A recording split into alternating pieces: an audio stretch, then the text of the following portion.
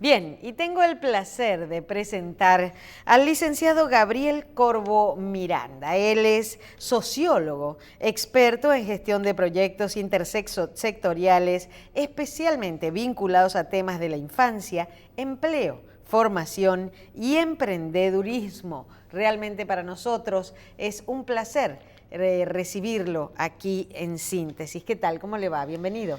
Muchas gracias, un placer estar aquí. Es mi primera vez aquí en Dominicana, la verdad. Cuidado, que este país se enamora, ¿eh? La verdad que sí. No he logrado ver demasiado porque hemos pasado en el Congreso, pero la verdad lo poco que vi, efectivamente. Hablando de este 10º Congreso Internacional del Instituto de la Calidad Educativa, que es una institución adscrita al Ministerio de Educación de la República Dominicana. Háblenos un poquito de este apoyo a la atención integral a la primera infancia. Bueno, fuimos invitados por el IDEICE, que ayer veíamos es una institución relativamente joven, tiene 12 años, y es el 10º Congreso, o sea que tiene una conducta que es difícil mantener sí. Congresos de esta categoría que pude presenciar. Y a nosotros en particular nos invitaron a participar de un panel vinculado a la primera infancia. Uruguay venimos haciendo una expansión de cobertura de la primera infancia muy grande. De hecho, hoy somos el país de América Latina con mayor cobertura en esa materia. Y los aumentos de cobertura siempre tienen una tensión con la calidad. O sea, es decir, en la primera infancia, muy en particular en la primera infancia, de 0 a 3 años, las investigaciones demuestran que si uno realiza servicios, estancias, como llaman ustedes, pero no atiende la calidad, a veces es peor claro. tenerlo que no tenerlo, digamos, porque ahí los efectos del desarrollo infantil son muy importantes. Y hacer las cosas mal es contraproducente para la sociedad. Entonces, aquí a la base de la construcción, digamos, la primera parte del encementado de una construcción se le dice la zapata. Ajá. Y eso es la zapata de la educación del 0 a 3 años. Bueno, en realidad las evidencias internacionales demuestran que desde el embarazo hasta los 3 años de vida es cuando nuestro cerebro genera el mayor desarrollo en nuestra etapa de vida. Claro. Y en cierta medida, o en mucha medida, esos años son cruciales para luego lo que desarrollamos en nuestros aspectos cognitivos, emocionales, sociales. Entonces, cuando vemos el desempeño escolar, a veces tiene mucho relación qué pasó en los primeros años de vida. Hablamos de estimulación temprana. La estimulación temprana, el desarrollo, obviamente que ahí tiene mucho que ver la familia, pero los sistemas públicos, público en sentido general, no tiene por qué ser el servicio propiamente dicho, sino la regulación, eso tiene que ver con los sistemas de salud, la nutrición y la estimulación temprana en la educación. La nutrición durante el embarazo y el momento propio del parto. La atención del parto, los primeros 6 meses de vida, la lactancia materna, en fin. Todo eso hay evidencias científicas que demuestran que la inversión en estos años de vida después, hasta el desempeño en el mercado laboral, tiene mucho que ver con lo que pasa. Cuando uno escucha esto de la primera infancia, de 0 a 3 años, la educación, la calidad. Yo recuerdo cuando yo estudié, igual que todavía aquí gran parte de los dominicanos, el sistema educativo en sí está diseñado a partir de lo que se llama el primero de primaria. Sí. Ahora, a partir de que se cambió el presupuesto gubernamental y se incluyó el 4%, vemos ya la modalidad de las estancias infantiles, donde tienen hasta los 5 años antes de entrar al primero. Sí. Pero yo recuerdo, por ejemplo, en mi época, que cuando a ti te ponían en un maternal, o sea, de 1 a 5 años, tú tenías cierto privilegio porque normalmente la escuela pública entraba y hasta la ley te obligaba a entrar al colegio en primero de primaria. Sí. Cuando tuve a mis hijos en el colegio, también tuve la oportunidad de ponerlos en un preescolar. Sí. Y me di cuenta que lo que a mí me enseñaron en primero y segundo de primaria, aunque fui a jugar más que todo en el preescolar, a ellos se lo estaban enseñando a los 2 años, inclusive con una tablet o con un jueguito y todo esto. ¿A eso es que se llama calidad? ¿Darle más información más temprano o es un tema de más conocimiento, más cantidad de cosas o de lo mismo mejorado, el procedimiento cambió? Sí. Ahí yo tomaría tu intervención para 2 cosas muy breves. Lo primero es por qué antes nuestras sociedades de alguna manera no miraban tanto a la primera infancia. Una parte tiene que ver con lo que dijimos anteriormente, que es con las evidencias científicas. El otro es que ha cambiado el mundo del trabajo. En el siglo XX, en general, teníamos una división donde la mujer estaba dedicada a un rol específico, que era el rol maternal. Maternal y ama de casa. Y ama de casa. Hoy, a nuestro juicio, afortunadamente, estamos buscando la equidad en ese sentido y, por lo tanto, la intervención de la política pública en la colaboración con las familias, la corresponsabilidad, le decimos en Uruguay, es importante. Entonces, la evidencia científica más los cambios en el mundo del trabajo y las familias hacen a la necesidad de atender. Y esa es la palabra, que es una necesidad. Es una necesidad. De lo contrario, también generamos inequidades, porque accede aquel que puede pagar, digamos, y ahí tiene la calidad. Claro, pero las políticas públicas de tener un lugar donde con un equipo de profesionales poder dejar a los niños es mucho mejor que dejarlo con una vecina. Totalmente. O que dejarlo con un servicio. Totalmente. Ahí es la calidad. Entonces ahí, estrictamente lo que tú decías es, no se trata de llevar los conocimientos antes. O sea, las investigaciones lo que muestran es que en la primera infancia lo fundamental es el juego con significado, digamos. Ahí es donde los profesionales generan la estimulación y el niño, a partir de su desarrollo, jugando, interactuando con otros, empieza en su... el ser humano es inquieto por naturaleza, busca el conocimiento. Entonces, ese niño que le empiezan a leer de muy chiquito, a través de un juego, bueno, es altamente probable que aprenda a leer de manera mucho más fácil de lo que aprendimos nosotros. Antes de los 5 años. Porque lo aprende jugando. Entonces, cuando llega al primer año, pero ya sabe leer. Bueno, es que estuvo jugando durante 3 años a leer y aprendió y tiene una estimulación. Y así como otras actividades de conocimiento. Entonces, no es que traemos la escuela primaria para años anteriores. Esta etapa de vida tiene su especificidad.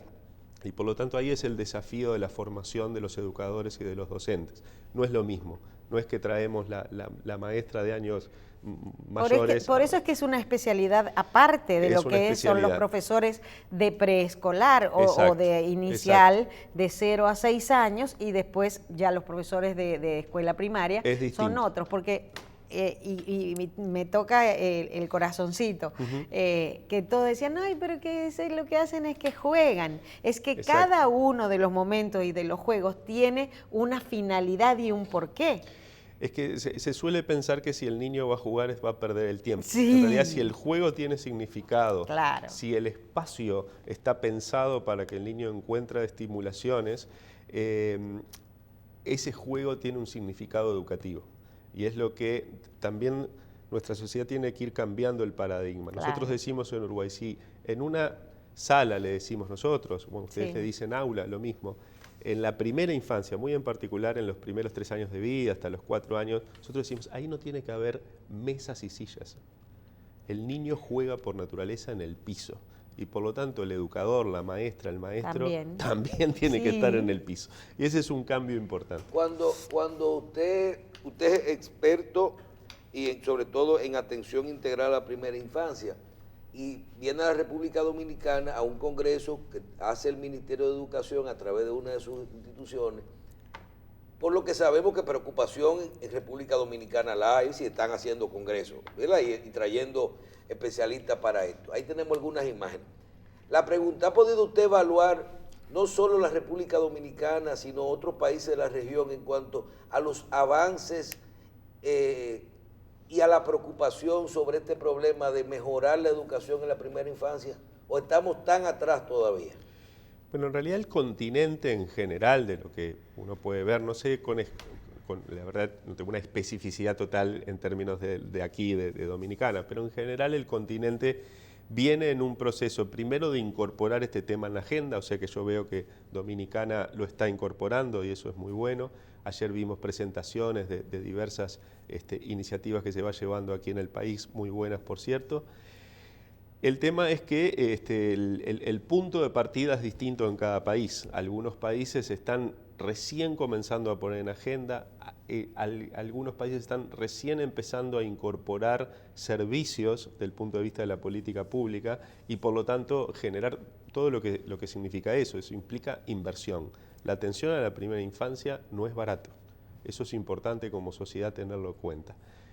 Invertir en calidad en primera infancia es más caro que un niño mayor, porque un niño pequeño necesita una relación adulto-niño mucho mayor de lo que luego se necesita en educación No puede haber escolar. la cantidad de alumnos por maestro que hay en la escuela primaria, por ejemplo. En la escuela primaria tal vez puedas tener 20 niños con un maestro, pero en un niño de 1 año, 2 años, ya 5 o 6, ya es mucho.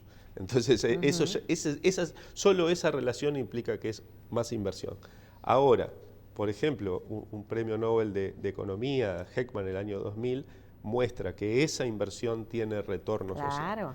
Y tiene retorno en muchísimas áreas de la sociedad, en el rendimiento escolar, en el desempeño del mercado laboral posteriormente, en la seguridad ciudadana. También está demostrado que la inversión en primera infancia genera retornos a la sociedad en todos esos aspectos. Es cierto, son retornos de mediano plazo, pero eso me parece que como continente, en la medida que vamos tomando conciencia, que incorporamos las evidencias, nos va permitiendo que la sociedad en su conjunto, esto tiene que transformarse en políticas de Estado, no pueden ser iniciativas de un gobierno puntual. Así como la educación se transforma en políticas de Estado, la atención a la primera infancia debería transformarse en políticas de Estado. Entonces, para ser concreto a tu pregunta, el continente va en avance hacia ahí, con distintos puntos de partida, algunos más avanzados que otros, pero creo que vamos en un buen camino. Obviamente los presupuestos generan limitaciones, capacidades de gestión, problemas institucionales, pero me parece que se va tomando conciencia a la medida que hay evidencia cada vez mayor. Yo hoy no debí venir al programa porque Marcela hoy me entusiasma. Capacidad de gestión. Sí. Tenemos en estos países y en República Dominicana, si se fuera a explotar el proyecto, o sea, vamos a trabajar 100% con todos los niños, hay presupuesto y todo eso. Tenemos el material humano para poder manejar los estudiantes hábiles, o hay que trabajar todavía en un proceso de capacitación masivo de esos profesionales. Yo te puedo contar nuestra experiencia en Uruguay. En estos años nos propusimos metas de aumento de cobertura muy, muy grandes, pero justamente analizamos eso si teníamos capacidad de gestión, en particular la formación, o sea, si teníamos los suficientes educadores formados. Y nos dimos cuenta que nuestra capacidad, aún aumentando la oferta formativa, nuestra capacidad llegaba a determinado límite. Y decidimos, igual cumplimos con metas muy ambiciosas, pero mucho más bajas de las que el país necesita. Porque justamente lo que dijimos es, atendiendo la calidad, debemos generar el incremento de la cobertura tiene que ir acompañado del incremento de la formación de los educadores. Claro. Si no tenés educadores formados, en realidad mejor no avances. Claro. Eso tiene que ir acompañado. Realmente entiendo que las políticas públicas y sobre todo ahora en este momento que se ve el interés del gobierno, ¿qué fue lo que se hizo en estos años? Que es maravilloso porque hay que tener dónde llenar de conocimientos y de personal preparado. Ni la planta física. Exacto, ¿dónde? Ahora tenemos escuelas, tenemos, ¿cómo se dicen? Estancias infantiles. Ya yo también estoy con otras palabras. Y ahora tenemos que llenar todo eso de conocimientos, de capacidad, y van a quedar poquitas, van a quedar cortitas inclusive. Sí. Pero eso de tener calidad en esa época de la infancia, es increíble la diferencia que puede Sí. lograr en alumnos de primaria, de secundaria e inclusive con los adultos, Exactamente. Así que... Hablen un poquito del Congreso, porque ya termina mañana. Ahora termina. Hoy termina. Sí. ¿Cuáles fueron los temas que se manejaron ahí? ¿Hubieron otros expositores? Sí, hubo distintos paneles, hubo, como dije, bueno, yo vine del panel de primera infancia, pero hubo panel de la educación técnico-profesional, de la evaluación de la educación del segundo ciclo de secundaria, y después hubo conferencias magistrales. Ayer tuve el placer de participar de una conferencia sobre la formación dual alemana, que es un camino también que aquí en la República la están encaminando, y sumamente interesante. La formación dual es un tiempo en la empresa y un tiempo en el aula, digamos. Pero el centro o el eje central de todo el Congreso fue justamente el aula. O sea, cómo el aula es donde se materializa todos los aspectos de calidad que veníamos hablando acá, por toda la decisión de la política pública, la inversión de la infraestructura, los docentes, dónde se ve, dónde se hace visible. Y bueno, ahí, en el salón, en el aula, claro, donde está el docente, donde los alumnos, donde se cocina. Esa es la cocina de todo, exactamente. Y ahora, bueno, yo entiendo que lo que nos falta un poquito es, quizás no tan poquito, la preparación docente, la formación docente y sobre todo la especialidad, porque entiendo que si se segmenta va a ser más fácil y más rápido preparar a los docentes. No es lo mismo preparar a un docente para toda la escuela primaria que preparar para los 3 primeros grados, para los otros y así sucesivamente, e inclusive hacer la especialización en primera infancia. Y qué difícil es las personas, los profesionales que tienen que atender niños desde los 3 meses al año, que son niños que no hablan, que no caminan. Pero se expresan, tienen sentimientos y necesidades. Sí, pero tú te pones a ver y uno viéndolo desde arriba. Cuando tú vas a un preescolar o a una, trabajan con esto, en vez de un profesor, tú ves un profesor y un asistente. Claro. Sí. Y porque a veces están bregando hasta con enseñarlo y al baño. Sí. Totalmente. Y por otro lado, en vez de tú ver programas de 18 a 25 niños, tú ves a veces programas de 10 a 18 niños, o sea, menos cantidad también, por lo que decía, ahí se ve lo del costo que usted menciona. Exactamente. Se duplica en la misma aula, hay que tener espacio para jugar, no es pupitre nada más, es complejo. El niño es más chico, pero el espacio necesario es más grande. Es más grande. Es como la casa de uno. Proporcional. Eso, se me quedó chica la casa, y bueno, porque tenés niños chicos. Exactamente. Pero esa es la casa más grande. Esto es lo mismo. Y para finalizar, y quiero utilizar su presencia aquí porque es algo que me entusiasma y sobre todo quiero entusiasmar a la gente que nos está viendo. ¿Qué de verdad hay en la relación de inteligencia y de desarrollo con la lactancia materna? Bueno, total. La evidencia científica lo que muestra es que la lactancia materna, en el caso del niño, obviamente sirve para su nutrición, fundamental, para la morbilidad, o sea, para evitar enfermedades. Exacto. Y luego en todo su porque ahí hay un desarrollo, lo que la los científicos le llaman, claro, sí. y el apego con, en este caso, su referente adulto, su madre, y ese apego fundamental posterior a la socialización, que después se trabaja también con lo que hablábamos anteriormente con la estimulación. Entonces, tener también, esto tiene que ver mucho con la política pública y con las relaciones del mundo del trabajo. Las posibilidades de que la lactancia efectivamente se pueda ejercer también es un beneficio para toda la sociedad. Demasiado gracias. Sí, muchas gracias a ustedes. Yo en lo personal no me quedaría hablando horas y horas, pero ¿qué se le va a hacer? Usted tiene que volver al Congreso que finaliza hoy, este Congreso Internacional del Instituto de la Calidad Educativa, un aporte del Ministerio de Educación de la República Dominicana para el desarrollo de nuestra educación. Muchísimas gracias por haber venido al país, buen regreso a Uruguay y bueno, lo estaremos esperando en otra oportunidad. Muchísimas gracias le damos al licenciado Gabriel Corvo Miranda, sociólogo, experto en gestión de proyectos intersectoriales vinculados a los temas de infancia. Muchísimas gracias.